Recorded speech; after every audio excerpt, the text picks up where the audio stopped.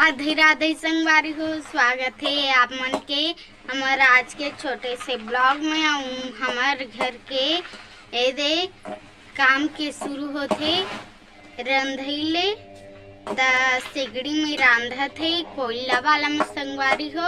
अब पैना फोड़ा तभी अब हम तो नहीं निकले। देखो सुत उठ के पानी पिए लाते और कत्ते मैं मुंह कान धो ब्रश करके वीडियो बनाता हूँ तो चिपरा नहीं निकले का संगवारी हो। तो हमारे घर आज रांधी चीला के कढ़ी न देखा बार तैयारी करत हवन संगवारी हो। आहत काय में कर दे खरगोट टूट गई हवाई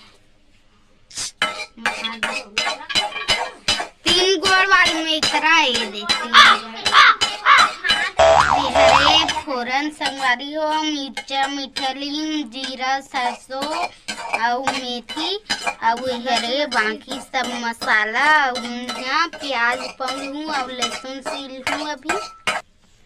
तो संगवारी हो ये दे यहाँ लहसुन और प्याज ला सुधार रहे हम वे दे बहनी बना है चीला देख सकते हो। ये दे कितना अच्छा लगुट के तैयार हवाई वे दे इसने बन गए एक था तो इसने आप मन ला बहुत कन बना के रख लेन है।